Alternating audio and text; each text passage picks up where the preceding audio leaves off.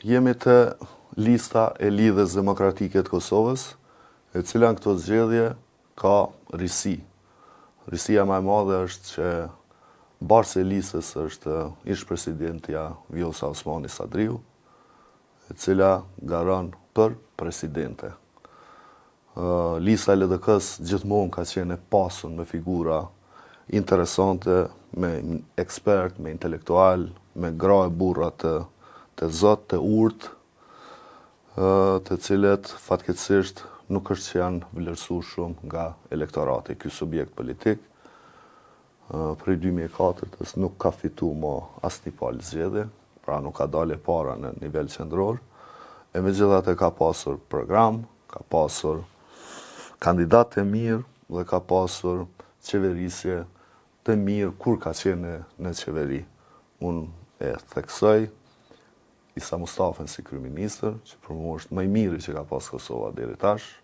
Abdullah Hotin po ashtu, ndonë se ishte një periudhë shumë e vështirë e qeverisjes së tij nënmujore, në kohë pandemie, në kohë protestash, në kohë kundërshtimi nga vetëvendosja për shkak të rrëzimit të Albin Kurtit, por megjithatë kjo parti po besoj që ka gjetë rrugën e vet të rritjes së zhvillimit dhe të ardhjes në pushtet për ta ofruar programin që ka. Kush janë kandidatët tu në këtë? Po siç e përmendë, ja kisha shtuar vetë një element të Lidhjes Demokratike të Kosovës, që Lidhja Demokratike e Kosovës në periudhën e shtetëndërtimit të Kosovës, veçanërisht pas shpalljes pavarësisë, ka qenë një parti e cila shpesh herë ka qenë e gatshme me dëmtu madje edhe interesin e vet partijak për atë që këta e kanë vlerësuar të jetë interes i shtetit të Kosovës dhe kombëtar. Në këtë drejtim mendoj që kjo do të mund vlerësuar, nuk i ka vlerësuar. Për shembull, ti përmendë dy kryeministra që ka pas LDK, të dy janë përballë me protesta të jashtëzakonshme.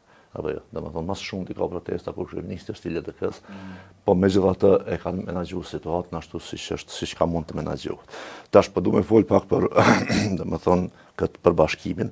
Unë mendoj që këtu ka bën një hap jashtëzakonisht të mirë Lumir Abdigjiku, duke qenë kryetari i partisë, domethënë ka prur një element të rast Vjosa Osmani në listë. Duke e parë ato si edhe bashkim për të mirën e LDK-s, po edhe si një risi elektorale LDK-s, edhe kështu ka heqë dorë edhe prej, si me thonë kështu, synimit vetë. Ose të drejtës që i kishtë taku si kryetar me qenë edhe bashkë listë, dhe këtu mendoj që duhet më vlerësu, prandaj unë mendoj që Lumir Abdigjiku duhet më votu në listën e Lidhjes Demokratike të Kosovës. Nuk kisha me fol tash për cilësitë e tij, qofshin profesionale dhe për atë kohë të shkurtër qeverisë, mendoj që ka qenë i jashtëzakonshëm. Kujtim Shala është një shtyllë e Lidhjes Demokratike të Kosovës, mendoj. Ideolog, një prej ideologëve politik të Lidhjes Demokratike të Kosovës. Kisha pas shumë qejf me pa më shpesh në përballje publike, sepse nga një herë mungon për kohë gjatë, po sa herë del Kujtim Shala ka që ka me thonë, dhe është kënaqësi me dëgju. Patëm një debat mirë në Rubikon me ta. Po, absolutisht ke shumë mirë. Do është Akita Xhelilio, mendoj që po, domethënë, këta vlerësoj shumë kur e ka lëshuar grupin e parlamentar të lëvizjes vendose, e ka lëshuar në kohën kur ishte edhe në pushtet, po edhe kogja në popularitet, domethënë se më vonë janë nisi me raka pak, po edhe ka bën një dalje që ka qenë për arsye parimore që ka shpjeguar kjo. Nuk mundesh me fol për LDK-n pa fol për Jehon Alushaku Sadriun.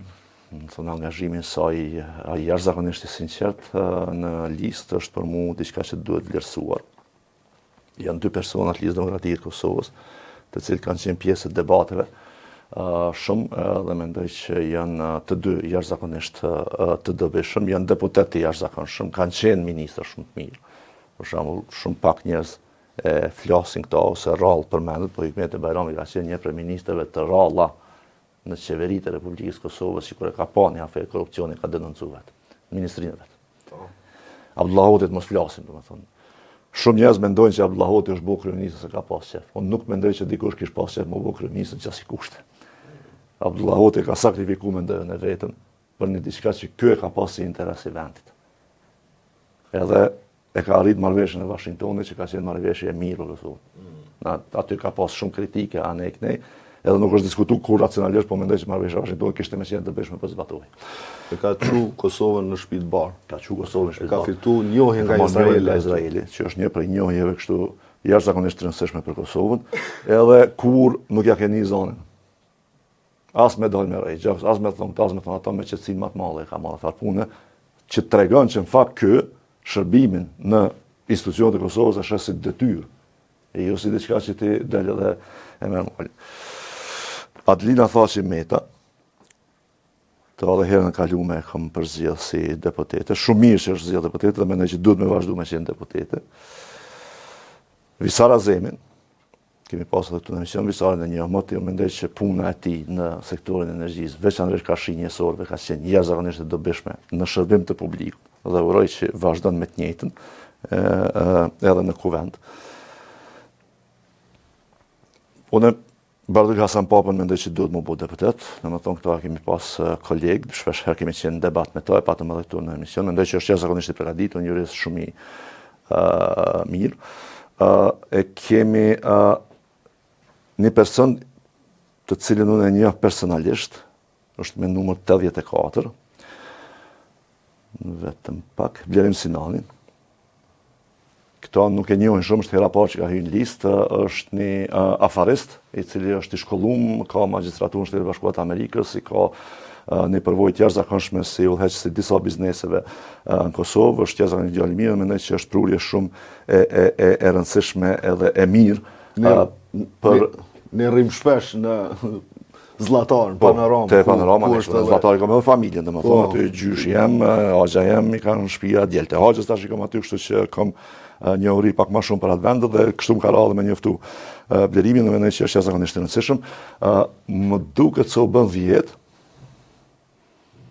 po megjithatë, nëse më lejohet e kisha përmend edhe një person, të cilin nuk është se e njoh mirë, po më ka rënë sy gjatë kësaj fushate në videot e kështu, Aliza Jetullahu, një vajzë e re, e shkollume, edhe kish një qasje jashtëzakonisht interesante, edhe dobishme me nejene, për ndërlidhjen mes të asaj që ka kjo e sheh, që i duhet rinisë Kosovës, edhe qysh një sistem arsimor për cilin dorën zemër LDK-ja ko gjashquhet si program, kjo do t'i shërbente ka studiuar edhe për inteligencë artificiale. Ka studiuar edhe për inteligencë artificiale dhe mendoj që domethënë e di që mu bën 11, po është jashtëzakonisht e rëndësishme që edhe Alisa Jetullahu më u votu nga elektorati. Sukses kandidatëve të gjithëve, veçanërisht këtyre të preferuarve të tu. Shkojmë te Lidhja Demokratike e Kosovës. Tani, me që Zonja Osmani është barës e listës, automatikisht nënkuptohen se merr vota dhe më shumë. Dhe në këtë rast është edhe kandidate për presidente, nuk e di si do t'jetë si me thonë kombinimi mas zgjedhjeve i bashkëpunimeve ndër partijake. Unë ja jap votën natyrisht Lumir Abdixhikut, për shumë arsye, kam shumë vërejtje për të, por megjithatë ka pas goxha shumë, si me thonë, edhe të lashët e menaxhimit të partisë, në LDK ka gjithmonë diskutime, ka demokraci, ka kundërshtime, por në fund vazhdojnë me qenë bashkë. Kujtim Shalën, po ashtu profesorin, unë çmoj shumë, e kam pas profesor timin, kur kam studiu për letërsi, është ideolog i Lidhjes Demokratike të Kosovës, konsiderohet koka e LDK-s, prandaj unë vlerësoj jashtëzakonisht shumë. Abdullah Hotin, po ashtu, për cilën folën pak më herët,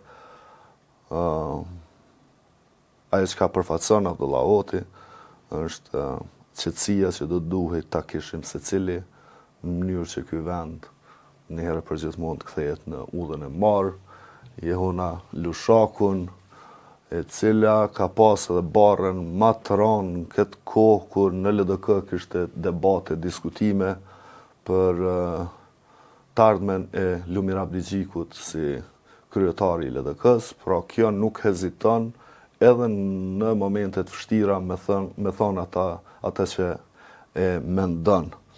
Valentinën po ashtu, e kam mikesh, prandaj unë e veçoj, e vlerësoj. Visara Zemin, eksperti i energjisë, i përgatitur jashtëzakonisht shumë, e vlerësoj, edhe kisha dashur me pa në kuvendin të Kosovës, sepse kishim pa jashtëzakonisht shumë punë të mirë prej tij. Arben Gashin, Uroj që do të rikthehet në Kuvendin e Kosovës. Arben Gashi është njëri prej deputetëve më të përgatitur që ka pas Kuvendi i Kosovës. Është LDK i vërtet, pavarësisht pozicioneve që ka pas, ai ka punu për LDK dhe kur nuk ka hezitu me thonë ata që e mendon edhe atëherë kur është dëmtu. E kemi po ashtu mikun ton të përbashkët që rrim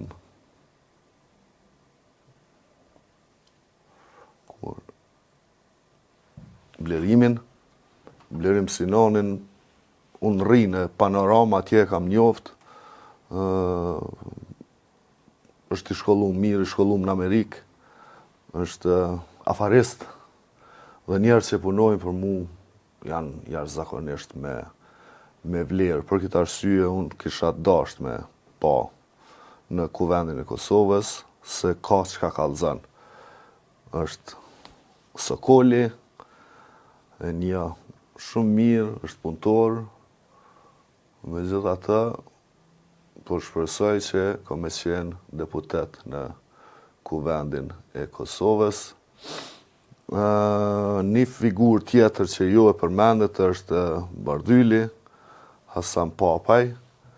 Uroj që, pra, ky është, si me thonë, preferenca ime e atyne trive që kanë shku në LDK me grupin e presidentes Vjosa Osmani. Është autori shumë ligje në Kosovë, shumë dokumente të rëndësishme juridike, dhe mënyra se si e ka mbrojt kushtetutshmërinë gjatë kësaj kohe, kur cenoj ka që rënd nga Albin Kurti, për mu është mahnitse. Dhe natyrisht që ka edhe të tjerë që unë kisha dasht me i pa në Kuvend, si që është Hikmete Bajrami, si që është Adelina Thaçi, profesoresha, por me gjithatë, edhe kur shka njeri të kutia e votimit, atje duhet me vendosë. Është Gzimi Hazrolli, Ermali ka qenë fantastik për aq kohë sa ka pas mundësi. Arsyeja pse është Ermali është që ka kriju një profil jashtëzakonisht popularizuar politik, kështu që unë nuk mendoj që ky rrezikohet.